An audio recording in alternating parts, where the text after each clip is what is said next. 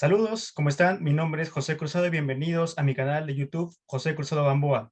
El presidente del Consejo de Ministros, Aníbal Torres, presentó un proyecto de ley al Congreso de la República sobre cambiar la Constitución actual a través de una asamblea constituyente. Además, Carolín López se presentó en la Comisión de Fiscalización del Congreso de la República. Estos dos temas vamos a comentarlos el día de hoy y para ello me va a acompañar el abogado Pío Miguel Ángel Dávila. Bienvenido, abogado. Muchas gracias por participar en esta entrevista.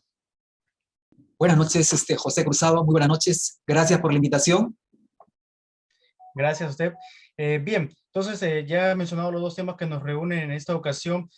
Brevemente me gustaría, por favor, que nos dé una reseña en qué consiste, de qué trata el proyecto de ley que ha presentado el presidente del Consejo de Ministros, Aníbal Torres, al Congreso de la República, por favor. Bueno, en sí, en líneas generales, lo que sabemos es de que es un proyecto de ley, ¿no? Destinado a poner a decisión del Congreso, ¿no?, la realización o no de una asamblea constituyente, ¿no?, con el objeto de, entiendo yo, el Partido Perú Libre, partido de gobierno, ¿no?, proponer en referéndum en esta...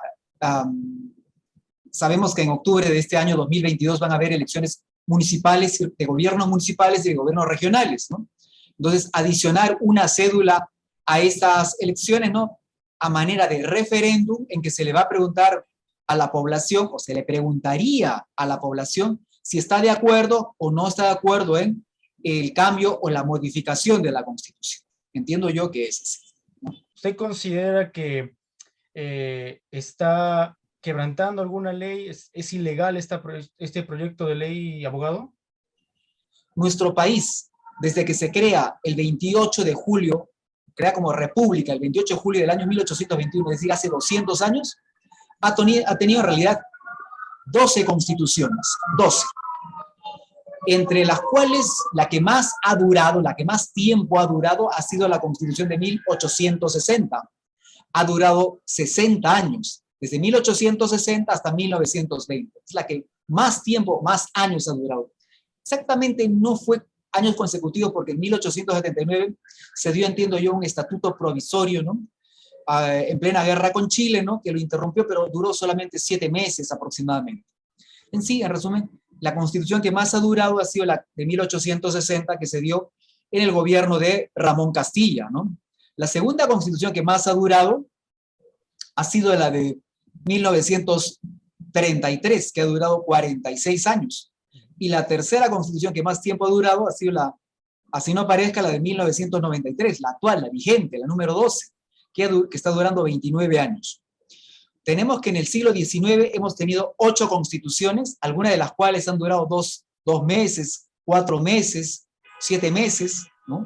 Y tenemos, en el siglo XX hemos tenido 4 constituciones. En lo que si me preguntan mi opinión personal, si es que se debe o no se debe cambiar, mi opinión personal y particular, pienso de que no hay necesidad de cambiarla. Si se puede perfeccionar, en buena hora, ¿no? Lo que yo veo es que lo que acá se busca modificar es el título tercero de la Constitución, lo que se denomina titulado régimen económico, lo que en doctrina se conoce como la Constitución económica, ¿no?, que establece principalmente en el artículo 58, ¿no?, de que vivimos bajo un régimen de economía social de mercado, ¿no? Y el artículo 58 es claro, ¿no? La iniciativa privada es libre, se ejerce en una economía social de mercado. Bajo este régimen, el Estado actúa como promotor, ente promotor del empleo, ¿no?, de la salud, de la educación, de la seguridad, de la infraestructura, de los servicios, etcétera, ¿no? ¿Qué punto en común considera usted que haya existido, por lo menos del siglo XX en adelante, este cambio de constituciones, por favor? En el siglo XX se obtuvo cierta estabilidad, pero como tenemos repasando, en el siglo XX tuvimos la Constitución de 1920, la Constitución de 1933, la de 1979 y la de 1993. ¿En qué se diferencia la Constitución del 79 del 93? Como bien te has dicho, el título tercero denominado régimen económico. ¿ya? La del 79 era más estatista, necesariamente proponía un Estado controlador, un Estado en tutela en general, ¿no? Promovía el control de precios, lo permitía en todo caso, ¿no? Que las principales empresas estén en poder del Estado, ¿no? O sea, no era una constitución, digamos, que preservara tuviese por delante las libertades. En esta constitución, en el título tercero, régimen económico, esta economía social de mercado se basa en libertades. ¿En qué libertades?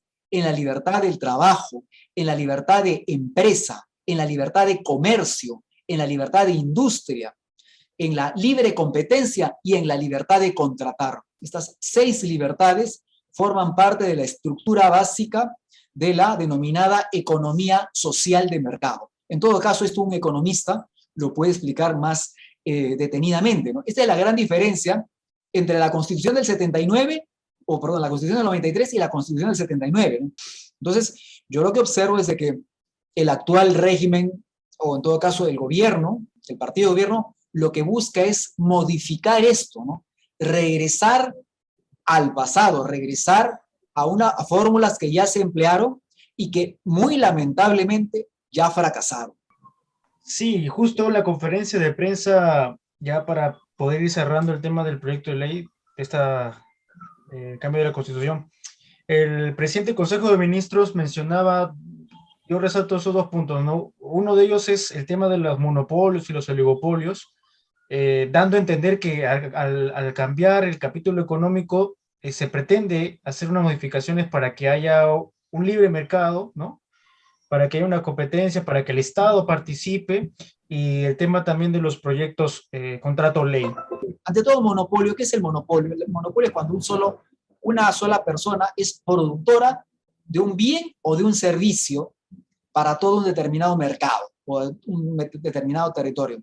De tal manera que el dueño del monopolio, ¿no? Tiene la libertad de subir el precio o bajarlo como desee, ¿no? Se le da ese poder, esa situación económica, ¿no? Y ejemplo se dio esto en el oxígeno medicinal, ¿no? Pero no está, claro, y los precios subían, ¿no? Entonces había escasez. Cuando una empresa tiene el monopolio de un servicio, de un producto, ya no se preocupa de la competencia, desaparece algo esencial en una economía de mercado, que es la competencia o la libre competencia. Ya no compite con nadie y por lo tanto no mejora su producto o su servicio. Pues si tiene una producción de oxígeno medicinal de una determinada cantidad, ¿no? Ya no sabe que sí o sí le van a comprar a él. O sea, no se preocupa por hacer crecer su empresa para futuras demandas mayores, ¿no? Entonces, esto ocurrió en el oxígeno medicinal, ¿no?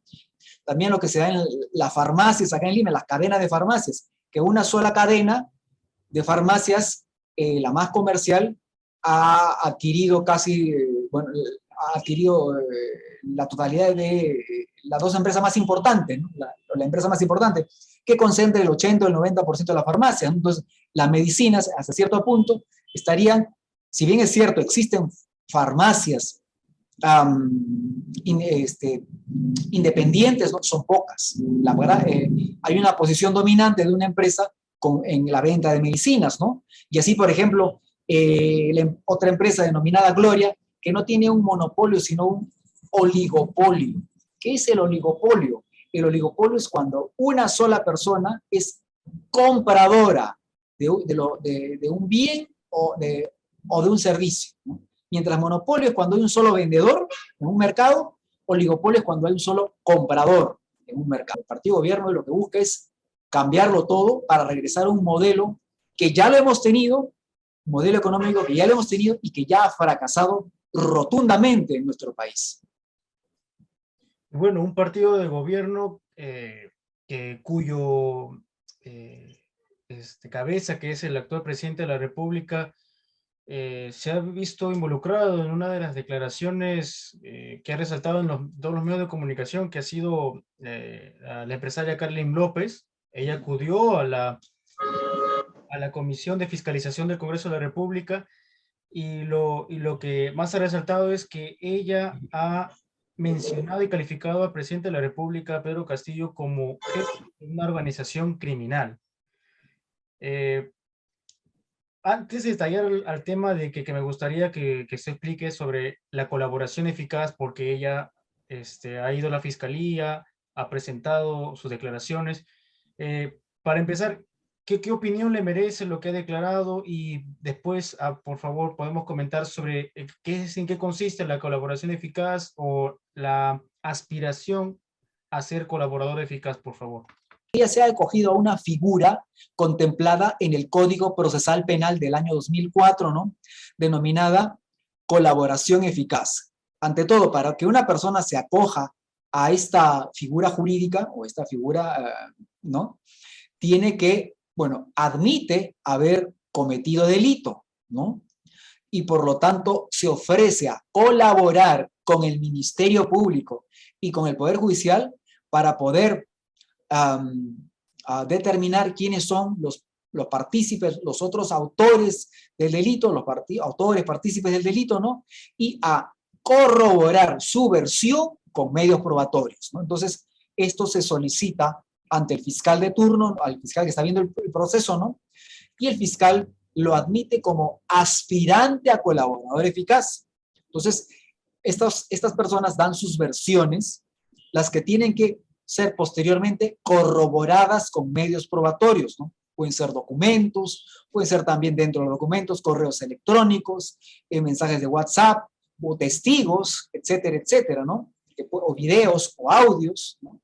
Que puedan, o como ya he dicho, documentos, ¿no? Que puedan corroborar lo que está diciendo, para que después de la investigación que está llevando a cabo el fiscal, recién, si es que se han dado los casos estipulados por la ley, se pueda determinar si la persona aspirante a colaborador eficaz es declarada finalmente como tal o no. Obviamente hay beneficios, ¿no? Ya no está, en principio, ¿no? Se le da una protección policial, ¿no? Porque pueden ser víctimas de represalias, pueden atentar contra la vida o contra la salud de esa persona o contra de sus familiares, ¿no? Por lo que vemos que ya, hasta donde yo sé, tiene protección policial, ¿no?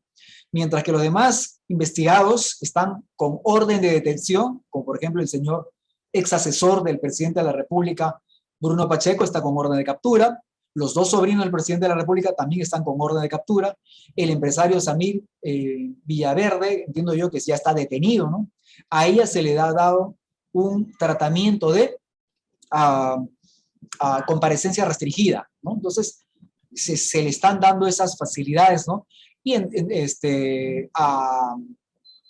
hasta que se pueda corroborar, ¿no? Bueno, hasta que concluya el proceso judicial, definitivamente, ¿no? Pero entonces sí se le puede investigar al presidente de la República. Que la Constitución establece expresamente que lo que no se puede hacer al presidente de la República en funciones es acusarlo, ¿no? La acusación es, digamos, la parte final de la investigación fiscal, ¿no? La acusación es la parte final de la investigación fiscal.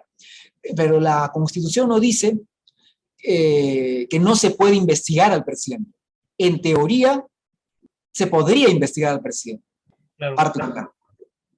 Sí, bueno. Y bueno, para cerrar, abogado, hace poco salió la resolución del Jurado Nacional de Elecciones con respecto a la vacancia de la alcaldía de Lima del señor Jorge Muñoz, ¿no? ¿Qué opinión le merece? El señor Muñoz ha presentado audios, ha indicado que se tiene que investigar porque considera él que el gobierno tiene un brazo largo que es el Jurado Nacional de Elecciones, que no ha medido la misma vara con respecto al caso de la vicepresidenta Dina Boluarte.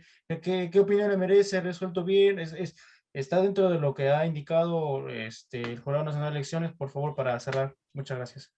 Jorge Muñoz asume la alcaldía de Lima el 1 de enero del 2019.